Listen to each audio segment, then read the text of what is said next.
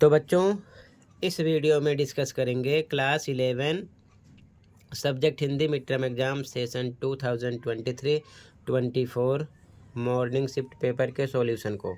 ठीक है, सबसे इम्पोर्टेंट जितने पेपर आपके हो गए हैं दोनों शिफ्ट के, मॉर्निंग एंड इवनिंग के, ऑल सब्जेक्ट आंसर अपलोड हैं। कमेंट में प्लेलिस्ट की लिंक मिलेगी, ओपन करके सभी पेपर के आंसर देख सकते हो, दोनों शिफ्ट वाले। ठीक है, तो देख लेना, सीधा आ जाओ क्वेश्चन पर। सेम पैटर्न रहेगा पेपर का। ठीक है, पहला क्वेश्चन गद्यांश होगा, पढ़कर आंसर देना होगा। ठीक है, तो गद्यांश को पढ़ लेना, डायरेक्ट आ जाओ क्वेश्चन पर। ठीक है, ये गद्यांश है। ठीक है, पूरा सीधा क्वेश्चन पे आओ। पहला क्वेश्चन है, भारत पर वैश्विक प्रभाव कैसा है? तो कुछ शुभ है और कुछ अशुभ है, दोनों है, तो ग ऑप्शन हो जाएगा, का एवं खा दोनों। ठीक है। सेकंड, उपभोक्तावाद ने कैसी जीवन शैली विकसित की है? तो खाओ पियो और मौज करो, का ऑप्शन राइट हो जाएगा। अगला, भारतीय संस्कृति में किसको महत्व दिया गया है? तो भोग और त्याग में संतुलन बनाने को। ठीक है, घा ऑप्शन। अगला क्वेश्चन, भारत में किसको अधिक सम्मान दिया जाता रहा है? तो धन का त्याग करने वालों को। ठीक है। अगला, पाश्चात्य जगत पर किसका अधिक प्रभाव है? तो उपभोक्तावादी संस्कृति का ऑप्शन है। ठीक है, आगे अगला क्वेश्चन, उपभोक्तावादी संस्कृति में कौन सी भावना दबती जा रही है? तो परोपकार की भावना, ये भी दबती जा रही है, त्याग भावना ये भी दबती जा रही है, अहिंसा की भावना ये भी दबती जा रही है। तो उपर्युक्त सभी तीनों राइट हैं, घ ऑप्शन होगा। अगला, इस नई संस्कृति ने मनुष्य को क्या बना दिया है? तो मनुष्य को क्या बना दिया है? मशीन ये भी बना दिया है, हिंसक ये भी बना दिया है, स्वार्थी ये भी बना दिया है। तो यहाँ पर भी उपर्युक्त सभी ऑप्शन राइट होगा, घ ऑप्शन। ठीक है, उपर्युक्त सभी। अगला ये नहीं है, ध्यान रखना, तीनों राइट हैं इसीलिए घ ऑप्शन लगाया गया। अगला, उपभोक्तावादी संस्कृति में सबसे अधिक दुर्गति किसकी हुई है? ठीक है, तो किसकी हुई है? नारी की हुई है। ठीक है, यहाँ पर का ऑप्शन आपका राइट हो जाएगा, बाकी पुरुष की, पशुओं की, पक्षियों की, ये तीनों रॉन्ग हैं। ठीक है, ध्यान रखना, सबसे ज़्यादा नारी की। अगला क्वेश्चन, उपभोक्ताओं को किसके लिए जागरूक बनाना जरूरी है? किसके लिए? अपने अधिकारों के प्रति। ठीक है, खा ऑप्शन हो जाएगा। अगला, गद्यांश का सर्वाधिक उपयुक्त शीर्षक कौन सा होगा? बताओ, उपभोक्तावादी संस्कृति, क्योंकि पूरी टॉपिक इसी के बारे में है। ठीक है, का ऑप्शन हो जाएगा। इसके बाद में सेकंड क्वेश्चन बच्चों पद्यांश होगा, पढ़कर ध्यान से आंसर देना होगा, कविता टाइप में होगा, अच्छे से पढ़ लेना, डायरेक्ट आ जाओ क्वेश्चन पर। ठीक है, पहला क्वेश्चन है सेकंड का, सतरंगी संसार कवि को मोहित ना कर सका क्योंकि क्या रीज़न था? तो उसको केवल अपने सिद्धांतों से ही प्यार है। ठीक है, गा ऑप्शन हो जाएगा। ठीक है, क्लियर है, आगे देखो। अगला क्वेश्चन, कवि को जीवन में क्या रास नहीं आया?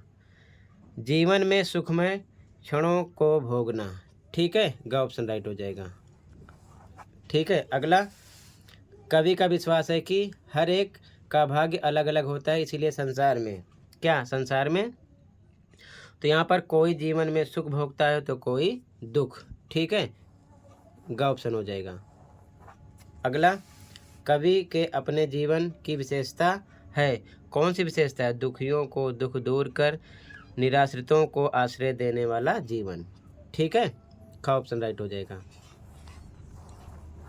अगला, कौन सा शब्द कंचन का पर्यायवाची नहीं है? कंचन शब्द का पर्यायवाची नहीं है। तो स्वर्ण ये भी है, कनक ये भी है, हेम ये भी है, रजत नहीं है, ये राइट हो जाएगा, ग ऑप्शन। ठीक है, क्लियर है। अगला,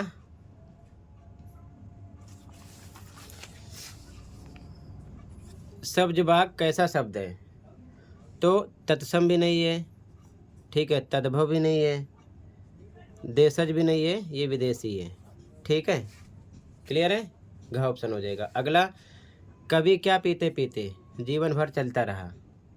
तो पानी, मदिरा, दूध या फिर हालाहल, तो यहाँ पर ग ऑप्शन हो जाएगा, बाकी तीनों रॉन्ग हैं। ठीक है, अगला, शैल शिखर श्रृंगों में कौन सा अलंकार है? तो देखो सा जब एक वर्ण बार बार आता है तो वहाँ पर अनुप्रास अलंकार होता है, तो का ऑप्शन राइट हो जाएगा। ठीक है, अगला क्वेश्चन नंबर 3 अव्यक्ति और माध्यम वाले क्वेश्चन होंगे, ठीक है, ध्यान रखना, अच्छे से पढ़ लेना। तो क्वेश्चन है जनसंचार माध्यमों का संबंध किससे है? तो सार्वजनिक हितों से है का ऑप्शन राइट हो जाएगा। बाकी धार्मिक हितों से गलत है, विदेशी हितों से गलत है, पारिवारिक हितों से गलत है। अगला गांव की पंचायत बैठक किस प्रकार के संचार का उदाहरण है? तो संचार के प्रकार अच्छे से पढ़ लेना, ध्यान रखना, तभी ये क्वेश्चन आप कर पाओगे, ठीक है। अंतर्व्यक्तिक संचार है, ठीक है ना, अंतर्व्यक्तिक संचार, बाकी तीनों रोंग हैं। अगला एनी फ्रैंक की डायरी मूलतः किस भाषा में लिखी गई है? सभी डायरी पढ़ लेना अच्छे से, डच भाषा थी, ठीक है ना, डच भाषा, ठीक है। आगे देखो ध्यान से,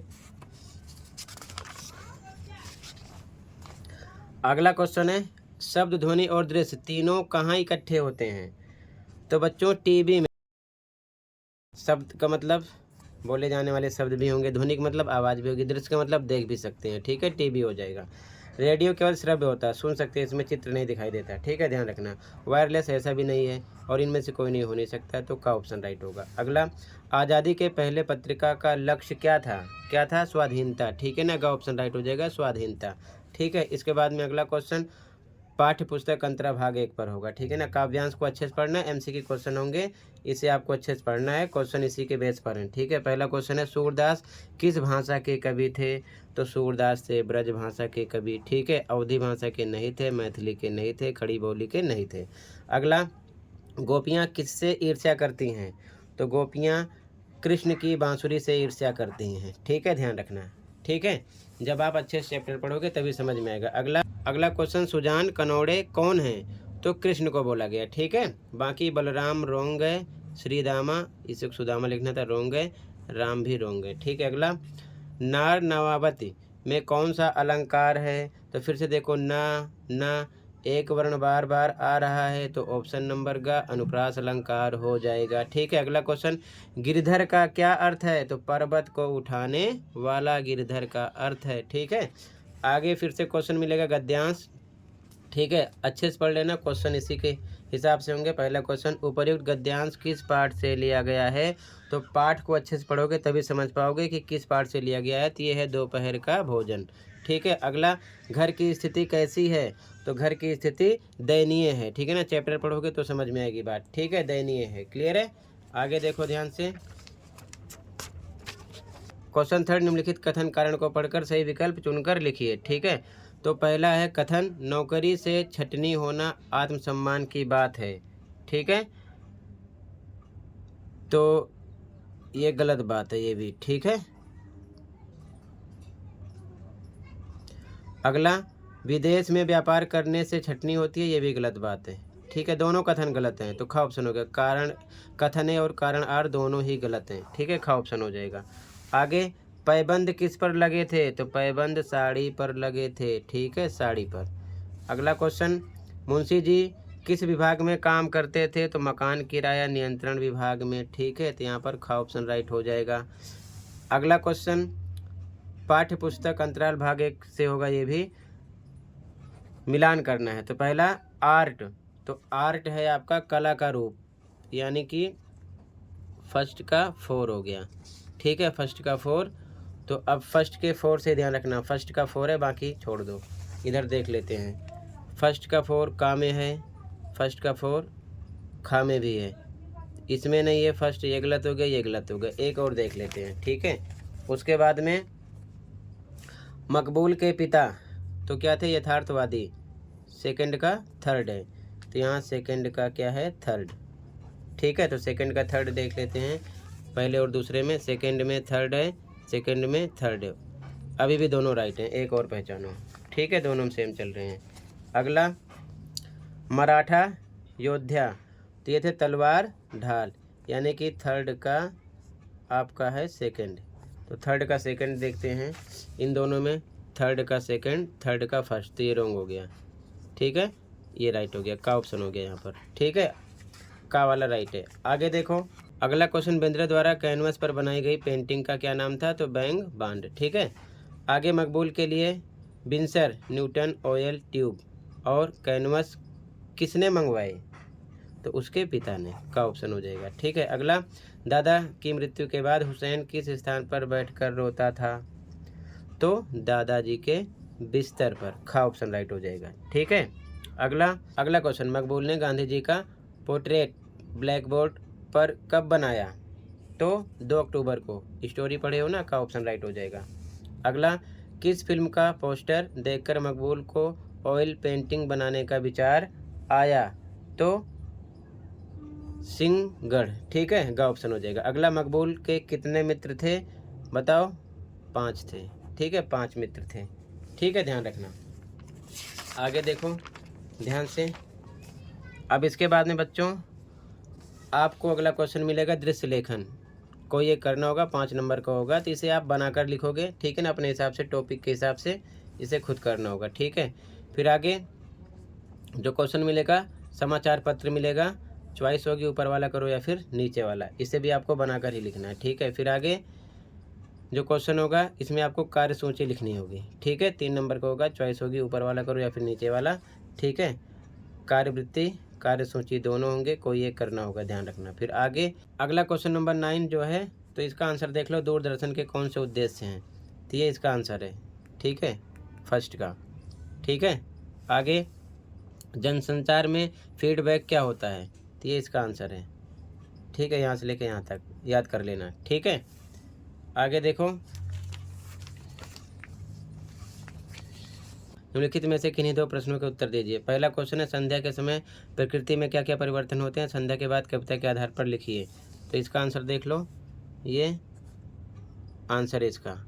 ठीक है, ध्यान से देख लो, यहाँ से लेके यहाँ तक, तो इसका आंसर हो जाएगा। ठीक है, अगला, शाम होने पर कौन कौन से घर लौट पड़ते हैं? तो ये इसका आंसर है। संध्या के समय गाय घर लौटती है, मेहनत के बाद थके किसान घर लौटते हैं, व्यापारी नाव द्वारा घर लौटते हैं। ठीक है, अगला, कृष्ण के अधरों की तुलना सेज से क्यों की गई है? तो इसका आंसर है।